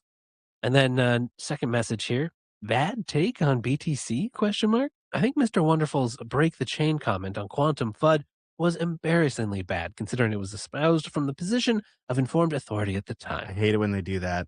I know. And a third message, off topic, would converting out of liquid into Lightning or back on chain automatically incur a taxable event? Not looking for advice, just a thought experiment. Tis the season. Yeah, it is, isn't it? My understanding is no, because liquid and Bitcoin are the same exact value. So there's no change in value there, right? But I could be wrong. But you're pegging to a particular price in Bitcoin. Now that I think about it, I'm not sure. I assume it's not a taxable event, and I like to believe that. You have any instinct either way? What you believe doesn't necessarily mean. Yeah. It does seem like, right, if the value is the same, then if you haven't converted that value, right. Good question. I could see if you're going to stablecoin and back, that being For a sure, taxable yeah. event. Right. And probably maybe even between something like ETH and But like, BTC. say you put 10,000 sats into liquid 5 years ago, you would still get today's amount of 10,000 sats back. You would get the same. So you would always get the same amount of Bitcoin value back. It might just change in there's no liquid. ratio that differs. Yeah. So I don't think it's a taxable event, but I'm honestly not. And if anybody out there has a better understanding, of course, not tax advice, just your opinion, please do boost it and let us know. I'd love to know. Moonanite sent in just slightly over 9,000 sats with 9,001 sats. It's a shame that the sat flow into the show is so low. I've been getting a ton of value out of your podcast, as you seem to be one of the very few Bitcoin podcasters that has their head screwed on straight. Grown pretty tired of the podcasts that spend all day interviewing weird culture war people and financial dudes that have never had a real job. And it shows in how they view the economy. That ranting aside, I really appreciate the work you're doing with Twib, so I'll be bumping up my sats. Thanks, Moonanite. I really appreciate that. I'm not saying I agree, but, I really appreciate that boost. Hey there, Gene Bean's back, 6,492 sats. Well, let's hear it, good buddy. He's blown away at the $3 billion in expenses and interest today. He says, your description of just how bad Luke is trying to centralize political power over Bitcoin could be explained by him disliking the key thing that makes Bitcoin different from Ethereum. No CEO. Maybe he wants to make Ocean the CEO of the network with the biggest market cap. Yeah, I know I'm wearing my tinfoil hat here.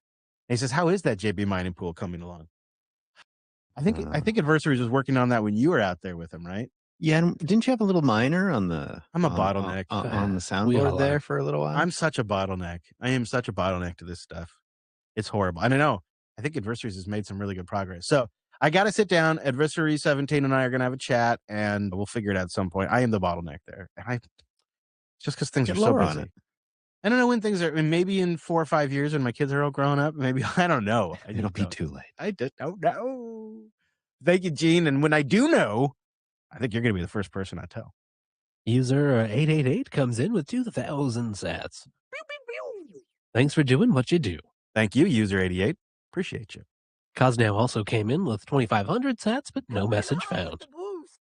OB came in with 2,000 sats. No message found. Make it so. And Ace Ackerman came in with Rodux. That's 2,222 sats. Keep Twib alive and healthy with a boost. Boost! JPEG81 sends in 4,200 sats. Hey. No message on the first one, but thank you. This is my favorite Bitcoin podcast. Aw, thank you very much. Okay, Bug-Eyed Stormtrooper's here, and he's got 2,042 sats.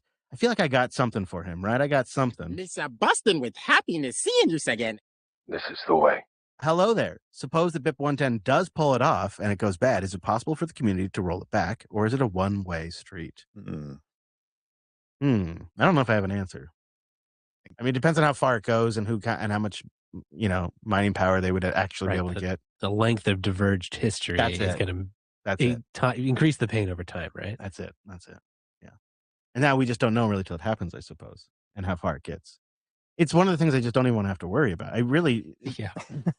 Like Philip had mentioned, like it does bother me. It really bothers me. It bothers me because I've been following this for nearly 16 years. It's pretty important to me, and I think it's pretty important to the world. And it's crazy. I have a box of soap here if you need Thank it. you. Yeah. All right, let me wrap us up. Paranoid Coder comes in with 2,000 sats.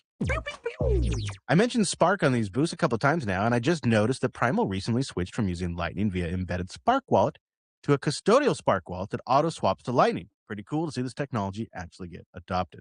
Big Primal update. Primal being the Noster front end. Primal 3.0 is huge. Yeah, and they redid the wallet stuff. I haven't had a chance to play with it yet. I did see some people talking about Spark custodial services being not ideal for privacy, but what custodial service is. Well, I think this one was self-custodial. Yeah, exactly. So that seems like a much better route. Very cool. And I have Primal 3 installed. I'm going to start playing around with the wallet feature. But thank you for that boost. Thank you, everybody. Thank you, everybody else who streamed sats. You collectively stacked 71,688 sats for the show. Not too bad at all. BOOST. When you combine that with our boosters, we had great support this episode. We stacked 616,555 sats.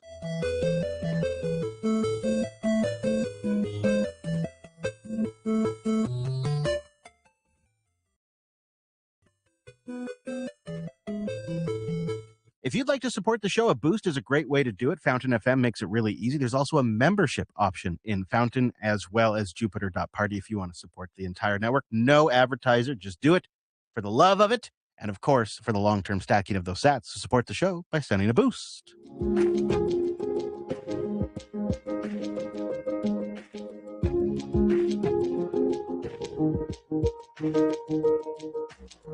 All right, so the last couple of weeks, I've been trying to put together what the hell's going on with the billionaires.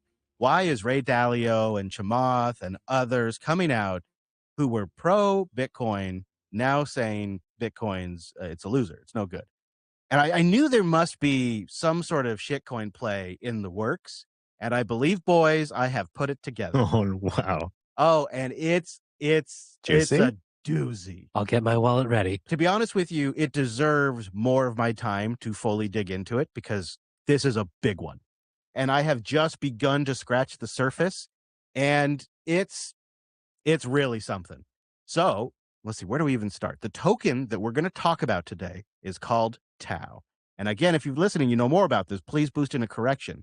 But Tau is in a league of its own because it's an AI play. Things that has really stuck out to me is this intersection of Bitcoin and crypto and artificial intelligence. And it feels like there's a lot of folks that are talking about like agentic payments and stable coins of Bitcoin and all that kind of stuff. I think you see some other areas where that intersection of Bitcoin and AI are going to show up. Talk about what you're excited about there, what you guys are spending time on. Yeah, I think most of it is kind of bullshit in that, a lot of projects are saying, hey, we're AI. There is clearly, I think, a very big opportunity around the convergence of crypto and AI. This is Billy. That's great. This is Barry Silbert. He's very famous. You ought to look up Barry and why he owes people a lot of money. And there's certainly, we're obviously seeing it on the infrastructure side with compute and Bitcoin miners diversifying into or pivoting into AI. But I do think that the ability to incentivize contribution, the ability to incentivize stakeholders. The other word they use is to create a marketplace for GPUs.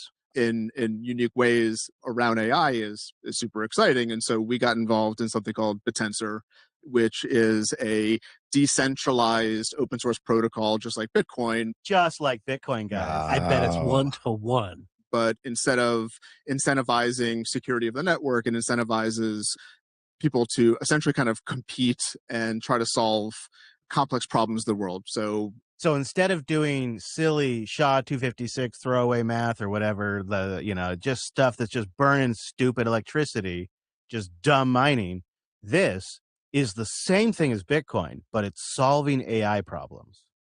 Bitensor is comprised of over 100 of these different subnets.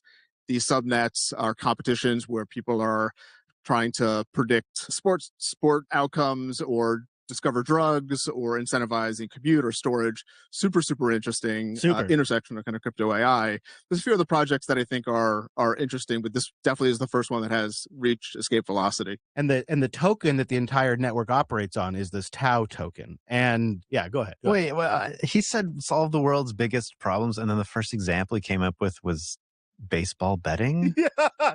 Well, that's that's a big problem. If you're losing a lot of money on your baseball bets. Well, that is a problem, I guess. Are we, we have like DevSecOps already. Are we doing that? Is it crypto AI now? It's just one word, crypto AI? I guess so, yeah.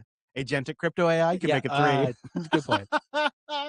But it's funny you caught that, Brent, because the Tau token and the subnet, which sometimes there are individual subnet tokens, don't worry, they're coming to Robinhood and Coinbase. How does one buy that? By the way, this is Jason Calacanis, who has become cheerleader number 1 for Tau. Because Tau is listed on Robinhood and Coinbase now, or not yet?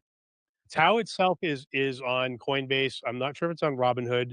It's not. I don't think it is. I've looked for it before. But Tau you can get at Coinbase. I've actually gotten it on Coinbase, so I know it's on there. So it's in full shill mode right now. It's going to be on It's on Coinbase. It's going to be on Robinhood. Let's talk about the shilling a little bit in a minute. I don't want to get there just yet because I want to still talk about how they're really kind of trying to compare it to Bitcoin. You could get like 50K a day, this mining contestonomic thing that makes mining programmable. They're already making hits. They spent less than $1 million. They release a lot of hype videos on social media. Compared to Anthropic, which has spent billions. Most of them are probably going to be bad startups. Probably. It's the most important thing that's happened in crypto since Ethereum. People are using this stuff. And Earth's largest supercomputer in aggregate, it 3x'd the efficiency and speed. So if you can sell the same thing for 90% off. Do you think that BitTensor could outgrow the big giants? Suddenly I was competitive and suddenly I could earn. You saw these hype videos come out there all the time. These 3xing and 90%ing of what? There's no base number, no baseline ever established. How convenient. And one of the reasons why they consider it a lot like Bitcoin, because one of the things they've done like Bitcoin is they have built in a halving mechanism. In fact, it's halving. Tau just halved actually, and it is up as a result. This is one of the evangelists kind of explaining. Well, don't forget, Tau BitTensor is built very similar to Bitcoin. Of course. 21 million fixed supply of 21 million tokens, a halving every 4 years. You could just see those two things alone, how many mids are going to get completely sucked in just by those two things alone. The only thing that's different is BitTensor. Besides the fact that it has a CEO, besides the fact that Barry's behind it and that Barry's the organizer of it and that he's selling early tokens to guys like Chamath and Ray Dalio. Besides that, the only difference is 21 million fixed supply of 21 million tokens, a halving every 4 years. The only thing that's different is BitTensor, again, the Tau is the token, BitTensor abstracted away the incentive mechanism. So it's a very similar idea. Let's give incentives for the people who help us. So Bitcoin does that, gives incentives to the miners who validate transactions. Yeah, it's called the scarcest asset on earth. Pretty good incentive. Okay. But BitTensor gives incentives to people who come up with better and better AI models or whatever the problems are that the subnets are trying to solve. So it really is. It's like the Bitcoin of entrepreneurship. What do you think so far? What is your impression? How do you validate that? Like, it's such a subjective idea. He's saying someone who comes out with a better AI model. Well, so you have to be in on the idea that AI is the most revolutionary technology ever, and the most scarcest, precious thing we have is electricity and GPUs. This is something that Chamath on the All In show has been positioning. They had NVIDIA CEO on recently, and they talked about this. 2 days ago, you may not have seen this because you were busy on stage, but there was a training run that happened in this crypto project called BitTensor. Subnet 3, they managed to train a 4 billion parameter llama model, totally distributed, with a bunch of people contributing excess compute. But they were able to do it statefully and manage a training run, which I thought was like a pretty crazy technical accomplishment. Yeah. Because it's like random people and each person gets a little share. Our modern version of folding at home. Exactly. Yeah. So what do you think about the end state of open source? Do you see this decentralization of architecture as well and decentralization of compute to support open weights and a totally open source approach to making sure AI is broadly available to everyone? I believe we fundamentally need models as a first-class product, proprietary product, as well as models as open source. These two things are not A or B, it's A and B. There's no question about it. And the reason for that is because models is a technology, not a... Let's be clear what's happening here. Chamath is using this moment with the world's most famous CEO to pump his shitcoin. And Jensen's doing probably the best he can to give a sort of generic answer here. But Chamath is using this moment, maybe one of the largest moments for the show this year, to pump a shitcoin. Yeah, right. Maybe the idea of distributed training of models, that can be interesting. The idea of figuring out a way to exchange value to pay for that, sure. None of that seems to necessitate this exact technology. No.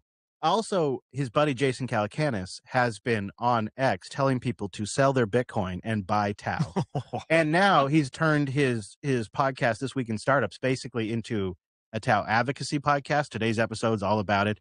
Here's a moment from last week's episode. And I don't give financial advice, but if anybody's listening and you had a hundy that you were going to spend on some margaritas, I'm going to say maybe drink some water Friday night, get some filtered water, tap water, whatever, have a nice tea. Put the other $99 into just buying a little Tau for yourself. Why not? Not financial advice. I think I'll take a margarita and some Bitcoin, please. It's starting to sound like an LML. Yeah, it is. Multi-level marketing. Yeah, well, in a way it is. Ugh, these guys kind of have a history of doing this. I've played clips before on the show where they bragged about they got access to Solana. And so they get some sort of stake in like a company, and then they get the tokens. And the stake in the company is locked up, but the tokens aren't. And so they get to just dump on retail all they want. And I had a clip I've played. I don't know if I could find it, but I had a clip I played maybe last year that was them just having a good old laugh. In fact, I bet you I could find it here. YouTube, they're inside of Twitter. And what these folks would do... Okay, so this is the first part of the clip where Chamath, who is now, by the way, pumping Tau, tells you how the scam works. This is from a couple of years ago. YouTube, they're inside of Twitter. And what these folks would do, and we talked about this, the game that they played was they would get a team, they would create a token, they would also buy equity at some crazy valuation. The equity was locked up, but the tokens were not. And then they would put them on an exchange and sell them to unsuspecting people, and they would be able to dump these tokens. And if you look inside of that trend, what you're going to see, and Brian just mentioned this, those were the sale of securities, except it was done in a completely unregulated way. So if the SEC is really, and the DOJ is really going to take this FTT token issue seriously, and what happened to FTX, which they haven't. This was back after FTX crashed, and everybody's like, something's got to change. Gosh. They're going to start to look at a bunch of other tokens and token sales, and you're going to end up looking at some very well-known venture firms inside of Silicon Valley. Including his own. Then, about 10 months after that, this next clip comes in. So I saved this for us because I thought this might come back up. This is later on the All In podcast. They're heavy. Good Lord. They're heavy, dragging you down. That's where you're hiding all that Solana in your fucking, under your eyes. You better clear that Solana position. What's your lockup, 24 months? Fuck no, he's trying to sell it to me on text message. Yeah, of course he is. We're negotiating discounts. I just had the fact. Hey, you're fucking the whole thing up. Bro, you don't think... I'm hodling. You think I buy hundreds of millions of dollars of anything without a discount? Everything is a discount. Everything's discounted. You want to clear that position in an LLC? Are you saying I got $1 billion of Solana? No, bro, I'm saying I have one. But, I brought it at a discount. But you're holding, correct? Ish. Ish. Okay. Yeah, me too.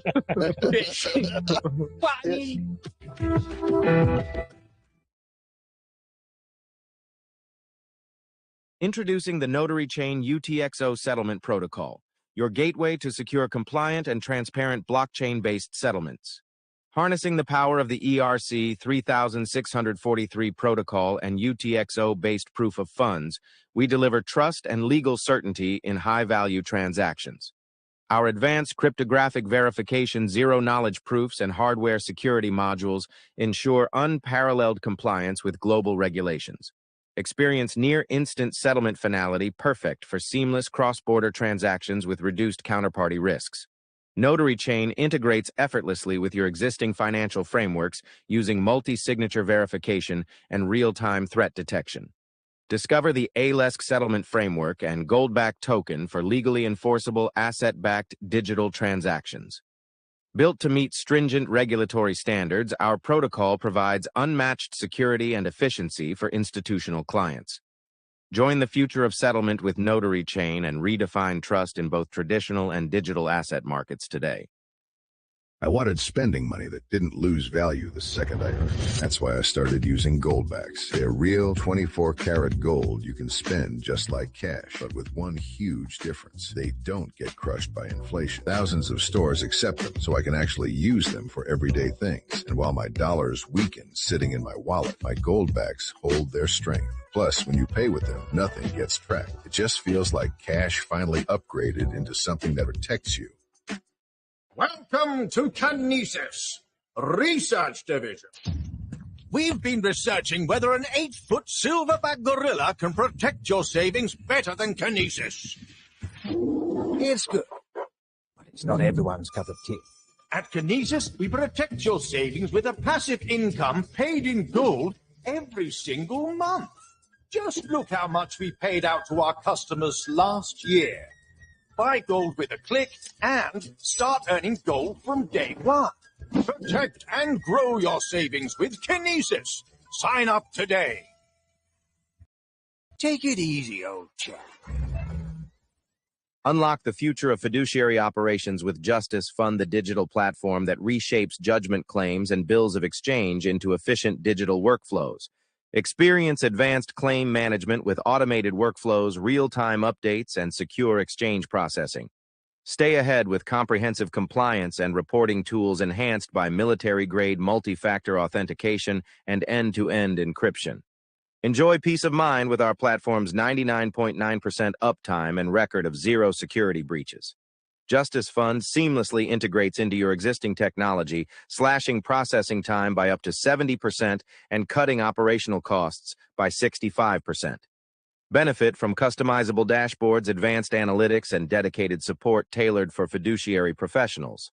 Rest assured knowing that Justice Fund guarantees compliance with federal, state, and international regulations. Join the revolution in fiduciary management today with Justice Fund, your partner in efficiency and